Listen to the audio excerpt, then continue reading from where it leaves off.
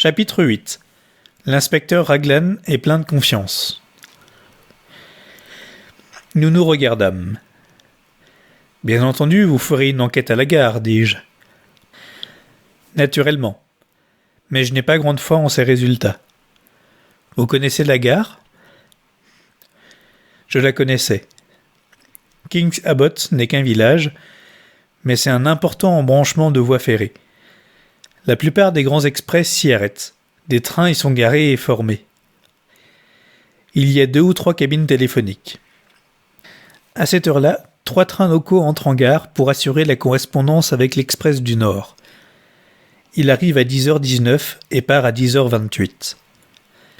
Tout est en effervescence et il y a bien peu de probabilité pour qu'une personne téléphonant ou montant dans l'Express puisse être remarquée. « Mais pourquoi a-t-on téléphoné ?» me demanda Melrose. « Je trouve cela tout à fait extraordinaire et inexplicable. » Poirot redressa avec soin un bibelot et dit, en se détournant légèrement, « Soyez sûr qu'il y ait une raison. » Que pouvait-elle être ? Lorsque nous la connaîtrons, nous saurons tout. Cette affaire est très curieuse et très intéressante. La manière dont il prononça ces derniers mots était indescriptible. Je sentis qu'il examinait le cas sous un angle très spécial, et je ne pus comprendre ce à quoi il pensait. Il se dirigea vers la fenêtre et regarda dehors. « Vous dites qu'il était 9h, docteur, lorsque vous avez rencontré cet étranger à l'entrée du parc ?» Il me posa cette question sans se retourner. « Oui, répliquai-je, j'ai entendu sonner l'horloge. » Combien de temps lui aurait-il fallu pour gagner la maison, pour atteindre cette fenêtre, par exemple ? 5 minutes, tout au plus. Peut-être 2 ou 3 seulement s'il a pris le sentier sur la droite et s'il est venu directement. Mais pour agir ainsi, il aurait fallu qu'il connût les âtres. C'est vrai, dit le colonel Melrose. Nous pourrons probablement découvrir si M. Ackroyd a reçu la visite d'un étranger au cours de la semaine dernière. Le jeune Raymond pourra sans doute nous le dire, suggérai-je. Ou Parker, reprit Melrose. Ou les deux, dit Poirot en souriant. Le colonel partit à la recherche de Raymond, et je sonnai Parker une fois de plus. Le constable-chef revint presque aussitôt, accompagné du jeune secrétaire qu'il présentera à Poirot. Geoffroy Raymond était aimable comme à son ordinaire. Il parut enchanté de faire la connaissance du détective. « Je ne me doutais pas que vous viviez parmi nous incognito, monsieur Poirot, dit-il. Ce serait fort intéressant de vous voir à l'œuvre. Qu'est-ce qu'il y a ?» Poirot se tenait debout à la gauche de la porte. Il s'écarta soudain, et je vis qu'il avait dû, pendant que je lui tournais le dos, attirer la bergère dans la position que le maître d'hôtel avait indiquée. « Voulez-vous que je m'assoie ?» demanda Raymond avec bonne humeur. « Pourquoi ?»« Ce fauteuil était dans cette position hier soir, lorsque M. Ackroyd a été assassiné. Puis quelqu'un l'a remis à sa place. Est-ce vous ?» Le secrétaire répondit sans hésiter. « Certainement non. Je ne me rappelle même pas l'avoir vu dans cet endroit. Mais il devait y être, puisque vous l'affirmez. Quelqu'un a dû le remettre où il était auparavant. A-t-on détruit un indice en agissant ainsi ? C'est malheureux. » « Cela n'a aucune importance, dit le détective. Aucune importance en vérité. Ce que je voulais vous demander, monsieur Raymond, c'est ceci. Un inconnu est-il venu voir monsieur Ackroyd, là, cette semaine ? » Le secrétaire réfléchit un instant, en caressant ses sourcils, et, à ce moment, Parker se montra sur le seuil.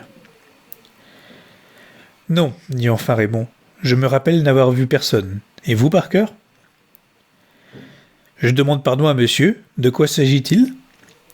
Monsieur Ackroyd a-t-il reçu, cette semaine, la visite d'un étranger ? » Le maître d'hôtel se recueillit. « Il y a eu le jeune homme qui est venu mercredi, dit-il.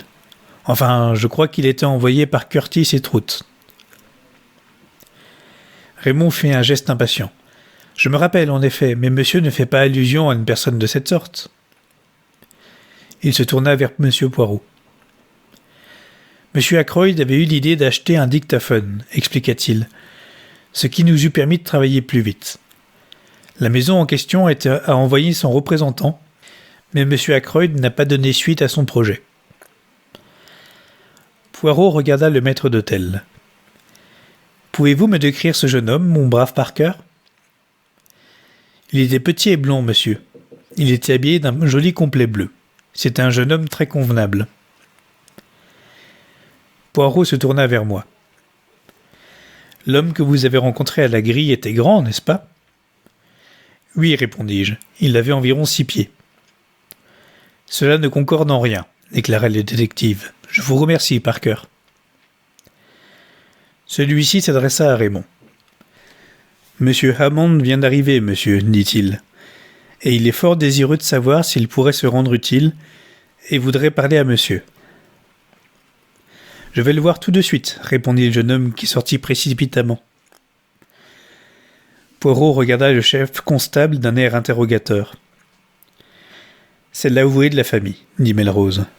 « Ce jeune monsieur Raymond va être fort occupé, » murmura Poirot. « Il paraît très au courant de ses fonctions. » Je crois en effet que M. Ackroyd le considérait comme fort précieux. « Depuis combien de temps est-il ici ?»« Juste 2 ans. » Je suis certain qu'il travaille consciencieusement. Par ailleurs, quelles sont ses distractions ? Fait-il du sport ? Les secrétaires particuliers n'ont pas beaucoup de loisirs, répondit le colonel Melrose en souriant. Je crois que Raymond joue au golf et aussi au tennis en été. Va-t-il aux courses ? Non, je suppose qu'il n'y trouverait aucun plaisir. Poirot fit un signe de tête et parut se désintéresser de la question. Son regard fit lentement le tour du cabinet de travail. Je crois avoir vu tout ce qu'il y avait à voir ici. Je regardais aussi autour de moi. Si ces murs pouvaient parler, murmurai-je. Poirot secoua la tête. Il leur faudrait non seulement une langue, mais encore des yeux et des oreilles. Cependant, ne croyez pas que ces objets, il effleurait en parlant le haut d'une petite bibliothèque, soient toujours muets. Ils me parlent souvent. Les chaises et les tables ont leur manière de s'exprimer. Il se dirigea vers la porte. « Laquelle ?» m'écriai-je. « Que vous ont-ils appris aujourd'hui ?» Il me jeta un regard moqueur par-dessus son épaule et dit « Une fenêtre ouverte, une porte fermée, une bergère qui a bougé toute seule. J'ai demandé pourquoi à ces 3 objets et je n'ai pas reçu de réponse. » Il secoua la tête, se gonfla la poitrine et nous regarda en clignant des yeux. Il paraissait ridiculement infatué de lui-même et je me demandais s'il était véritablement aussi habile qu'on le disait. Sa grande réputation ne s'était-elle pas établie sur une série de hasards heureux ? Je crois que le colonel Melrose dut avoir la même pensée, car il fronça les sourcils. « Désiriez-vous voir autre chose, monsieur Poirot ?» demanda-t-il brusquement. « Voudriez-vous avoir la bonté de me montrer la vitrine où l'arme a été prise ? Ensuite, je n'abuserai pas davantage de votre complaisance. » Nous nous dirigeâmes vers le salon, mais, en chemin, le constable arrêta le colonel et lui parla à voix basse. Sur quoi Melrose nous laissa seuls, Poirot et moi. Je montrai la vitrine à mon voisin, qui en souleva le couvercle 1 ou 2 fois, puis ouvrit la porte-fenêtre et passa sur la terrasse. Je l'y suivis. L'inspecteur Raglan tournait justement le coin de la maison et se dirigeait vers nous. Son visage avait revêtu une expression à la fois sévère et satisfaite. « Ah, vous voilà enfin, monsieur Poirot. Cette affaire ne va pas être bien compliquée. J'en suis navré et je déplore de voir mal tourner un gentil garçon. » La figure de Poirot s'assombrit et il répondit doucement. « Alors je crains de ne pas vous être très utile. »« Ce sera pour une autre fois, » répondit l'inspecteur d'un ton encourageant. bien que, dans ce calme pays, nous n'avons pas souvent à nous occuper de meurtres. Le regard de Poirot parut se nuancer d'admiration. « Vous avez abouti avec une promptitude merveilleuse, observa-t-il. Puis-je vous demander quel procédé vous avez employé ?»« Certainement, répondit l'inspecteur.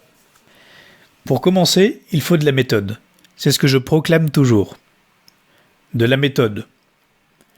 Ah, s'écria son interlocuteur, c'est aussi ma devise. De la méthode, de l'ordre, et puis de la mise en action des petites cellules grises. Des cellules ? Demanda l'inspecteur en le regardant avec surprise.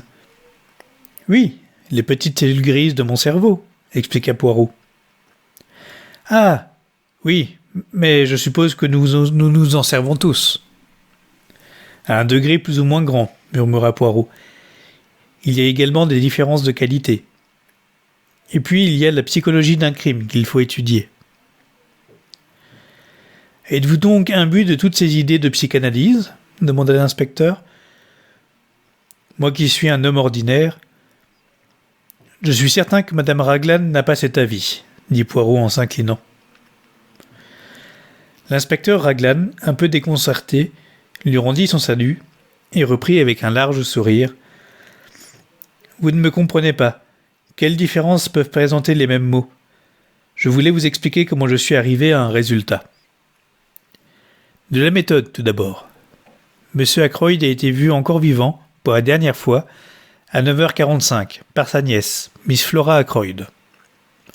C'est là un point, n'est-ce pas ? Si tel est votre avis. C'est mon avis. À 10h30, le docteur a déclaré que monsieur Ackroyd était mort depuis au moins une demi-heure. Vous maintenez cette affirmation, docteur ? Certainement, une demi-heure au moins. Très bien. Cela nous donne, à un quart d'heure près, l'heure à laquelle le crime a été commis. J'ai fait une liste de toutes les personnes qui étaient présentes dans la maison, en mettant en regard l'endroit où elles se trouvaient et leur occupation, entre 9h45 et 10h.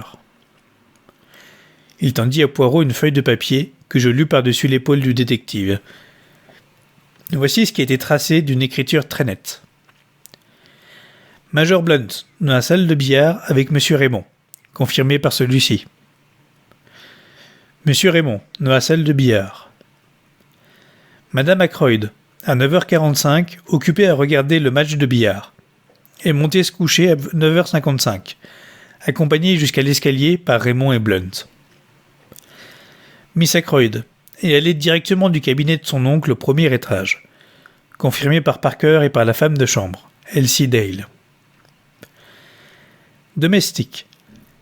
Parker est allé tout droit à l'office, confirmé par la gouvernante, Miss Russell, qui est descendue lui parler vers 9h47 et qui est restée avec lui environ 10 minutes. Miss Russell, ou voir ci-dessus, causait au premier étage avec Elsie Dale à 9h45. Ursula Bourne, femme de chambre, dans sa chambre jusqu'à 9h55, puis dans la salle des domestiques. Madame Cooper, cuisinière, dans la salle des domestiques.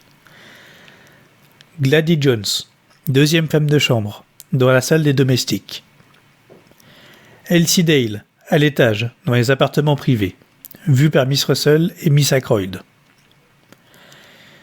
Mary Strip, fille de cuisine, salle des domestiques. La cuisinière est ici depuis 7 ans. Ursula Bourne depuis 18 mois. Parker depuis 1 an. Les autres domestiques sont nouveaux, mais à l'exception de Parker qui a une attitude bizarre, ils paraissent tous irréprochables. Voici une liste fort bien faite, dit Poirot en la rendant à l'inspecteur. Puis il ajouta « Je suis absolument sûr que Parker n'est pas coupable. » Ma sœur aussi, l'interrompis-je, et elle se trompe rarement. Mais ils ne firent pas attention à mes paroles. Mes constatations exonèrent assez complètement les personnes qui se trouvaient dans l'habitation, continua l'inspecteur. Mais nous arrivons à un fait grave. La concierge du parc, Mary Black, fermait ses rideaux hier soir, lorsqu'elle vit Ralph Patton franchir la grille et se diriger vers la maison. En est-elle sûre ? Demandai-je vivement. Tout à fait sûr, car elle le connaît bien. Il passa très vite et prit à droite le sentier qui conduit à la terrasse. « Quelle heure était-il » demanda Poirot, dont le visage demeurait impassible. « Exactement 9h25, » répondit l'inspecteur. Il y eut un silence, puis Raglan reprit la parole. « Tout est limpide et s'explique aisément. À 9h25, le capitaine Patton est vu en entrant dans le parc. À 9h30, M. Geoffroy Raymond entend quelqu'un demander à M. Ackroyd de l'argent. Et celui-ci refuse. Que se passe-t-il ensuite ? Le capitaine Patton est sorti comme il était entré, par la fenêtre, et s'est promené furieux et désappointé le long de la terrasse. Il est arrivé à la porte-fenêtre du salon. Il pouvait être 10h moins le quart. Miss Flora Ackroyd était allée dire bonsoir à son oncle. Le major Blunt, M. Raymond et Mme Ackroyd se trouvaient dans la salle de billard. Le salon est vide, et il est retourné jusqu'à la fenêtre du cabinet de travail. Il l'a escaladé, puis... Je n'ai pas besoin d'entrer dans les détails. Ensuite, il est sorti, est parti, et n'a pas eu le courage de retourner à l'auberge. Il s'est rendu à la gare et a téléphoné. « Pourquoi ?» demanda doucement Poirot. Je sursautai. Le petit homme se penchait en avant, et ses yeux brillaient d'un éclat étrange. Pendant un moment, l'inspecteur Raglan parut décontenancé. Il répondit enfin. Il est difficile d'expliquer exactement la raison de cet acte, mais les assassins se conduisent parfois d'une manière déconcertante. Vous sauriez cela si vous étiez dans la police régulière. Les plus habiles commettent souvent d'insignes maladresses. Venez avec moi, je vous montrerai les traces du meurtrier. Nous le suivîmes le long de la terrasse jusqu'à la fenêtre du cabinet de travail. À la demande de Raglan, un constable lui donna les souliers trouvés à l'auberge du village. L'inspecteur les posa sur les empreintes. « Ce sont les mêmes, dit-il avec certitude. Ou plutôt, ce n'est pas la paire qui a produit ces marques, car Patton les avait sur lui. Mais ce sont des chaussures identiques, quoique un peu plus vieilles. Voyez comme les talons sont usés. Mais il y a beaucoup de personnes qui portent des souliers munis de talons en caoutchouc, déclara Poirot. Évidemment, dit l'inspecteur, et je n'attacherais pas grande importance à ces empreintes s'il n'y avait pas d'autres indices. Il faut que ce capitaine Patton soit bien léger pour avoir laissé tant de traces de son passage, dit pensivement Poirot. Que voulez-vous, répondit l'inspecteur. La soirée était belle et claire, et on n'a relevé aucune marque, ni sur la terrasse, ni sur le sentier semé de gravier. Malheureusement pour lui, une source a dû jaillir récemment à l'extrémité du sentier. Voyez plutôt. Un petit chemin aboutissait à la terrasse, un peu plus loin, et presque à l'endroit où il terminait, le sol était boueux. Plusieurs traces de pas étaient visibles sur ce point, et parmi elles on distinguait les marques de talons en caoutchouc. Poirot suivit le sentier avec l'inspecteur. « Avez-vous remarqué qu'il y avait aussi des empreintes de femmes ?» dit-il soudain. Raglan se mit à rire. « Naturellement, mais plusieurs personnes des deux sexes ont passé par là, car c'est un chemin raccourci qui se dirige vers la maison, et il serait impossible d'identifier toutes ces empreintes. D'ailleurs, les seules vraiment importantes sont celles de la fenêtre. » Poirot acquisa.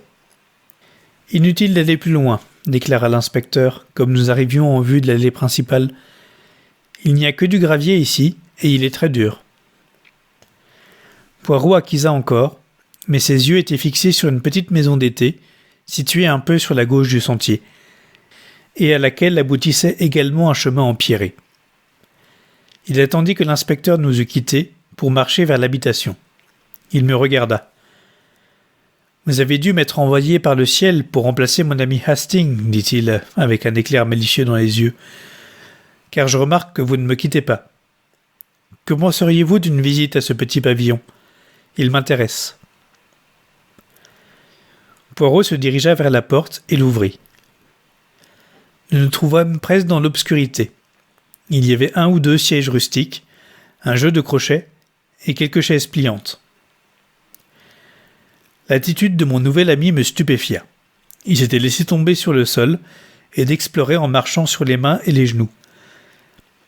De temps à autre, il secouait la tête, comme s'il était préoccupé, et enfin, il s'assit sur ses talons, en murmurant « Rien.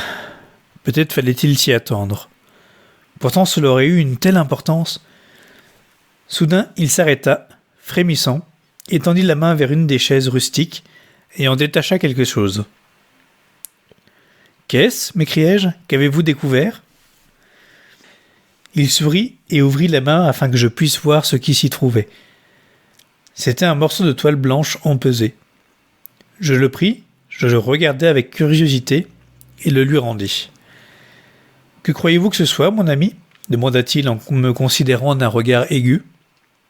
« Un bout de mouchoir déchiré, suggérai-je en haussant les épaules.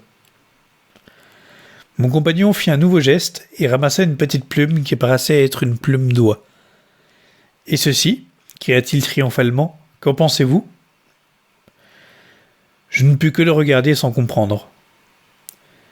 Il glissa la plume dans sa poche et examina encore le chiffon d'étoffe.